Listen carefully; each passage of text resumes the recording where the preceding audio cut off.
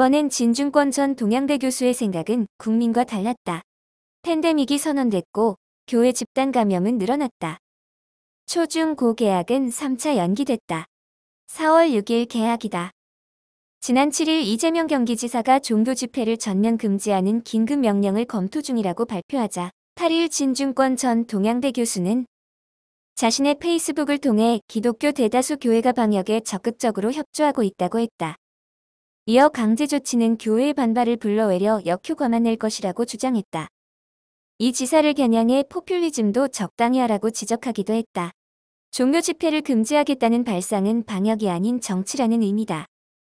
진 전 교수는 대한민국은 민주국가로 신앙의 자유는 대통령도 못 건드리는 것이라며 일개 도지사 따위가 함부로 건드릴 수 있는 가치가 아니니 최대한 협조를 호소하는 길밖에 없다고 말하기도 했다. 진 전 교수의 논법대로라면 일개 도지사 따위가 대통령도 못 건드리는 일을 했다. 이재명 경기지사는 17일 사실상의 종교 집회 금지 강제명령을 내렸다. 진 교수 페북 발표 이후 10여일간 어떤 일이 벌어졌을까? 교회는 집단 감염 현장이 됐고 성남의 한 교회 목사 부인은 소금 분무기로 소독을 하는 어처구니 없는 일도 벌어졌다. 이 와중에 오는 22일부터는 경기도 내 한 대형 교회가 빗장을 잠근 주일 예배 교회 문을 활짝 연다는 문자 메시지를 16일 신도에게 보냈다가 역반응을 받다. 지금은 온라인 예배를 할 때이지 교회 문을 열 때는 아니라는 신도들의 반응이 대다수다. 결국 이 교회는 다시 문을 닫겠다는 문자 메시지를 17일 보냈다. 진 교수는 이런 일을 예상하지 못했을 것이다. 물론 진 전 교수 주장도 일리는 있다. 그는 신앙의 자유, 종교의 자유라는 민주주의 원칙을 내세웠다. 이번 코로나19의 방역 vs 종교의 자유는 늘 논란의 중심에 섰다. 팬데믹이 선언되고 글로벌은 위기에 처했다. 하버드대도 문을 닫고 기숙사에서 학생들을 내쫓는다.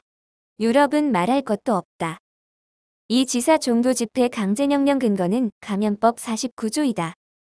감염병 예방을 위해 보건복지부 장관이나 시도지사, 시장 군수 구청장이 흥행, 집회, 제례 또는 그 밖의 여러 사람의 집합을 제한하거나 금지할 수 있도록 하고 있다. 이 지사는 이 법을 활용했다. 신천지 과천성전 강제 진압하고 시설에 강제 봉쇄할 때도 집회를 금지할 때도 이 법을 이용했다. 이젠 신천지뿐 아니다. 교회 목회자뿐만 아니라 신도들까지 확진 사례가 잇따르고 있다.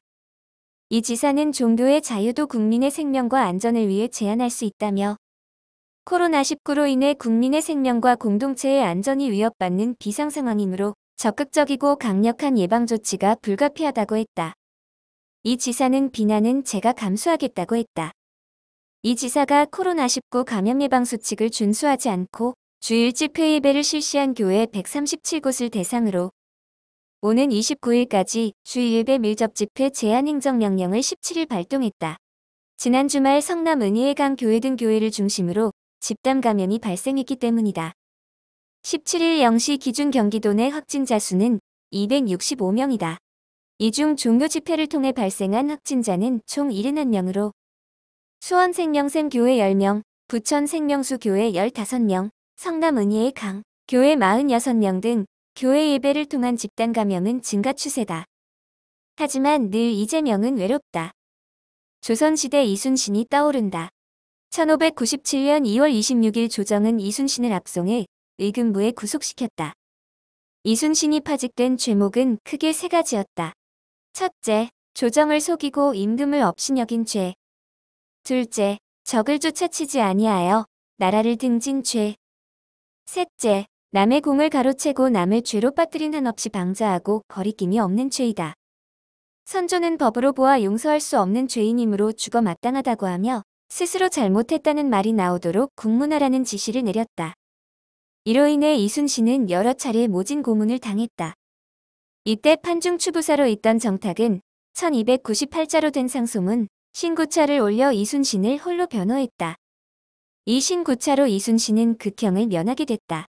조정 중신이 모두 침을 튀기며 이순신을 죽이라고 했지만 유일한 변호사 정탁 선생만은 남다른 시각으로 이 사건을 봤다. 그해 4월 1일 이순신은 석방됐고 3일 뒤 이순신은 모친상을 당했다. 누구도 꺼려하는 일을 그는 해냈다. 의사 안철수가 포퓰리즘 공격을 받을 때 네티즌들은 이런 포퓰리즘이면 얼마든지 환영한다고 했다. 자원봉사자를 이용해 경기도 1,500개, 대구에 1만 5천 개의 자가격리 지원 물품 박스를 보내 국내보다 해외 누리꾼들로부터 더 큰 환호를 받은 이재명을 위한 신고차는 현실 속에 존재할지 의문이다. 이제 며칠 남지 않은 총선이 기다리고 있다. 나라에 대한 걱정과 관심이 정치 의사 표현으로 나타난다. 보수든 진보든 어느 쪽이라도 자유의지를 표현하는 것은 자연스러운 것이다. 정치가 우리 사회를 변화시킬 수 있는 유용한 수단이기에 우리 사회는 여러 가지 방법과 미디어를 통해 정치 표현을 하는 것이다. 다만 우든 좌든 다 필요 없는 짓이라는 방관자들, 나는 중립이야라는 분들에겐 한마디 보태드리려고 합니다. 무관심만큼 사회적 무존재도 없다. 투표를 피하는 자세는 결국 사회적 이방인이라는 뜻이죠. 방관자적 자세, 그걸 우리는 중도층이라고 표현하지만 그것은 올바른 정치 표현의 자세는 아니라고 생각한다.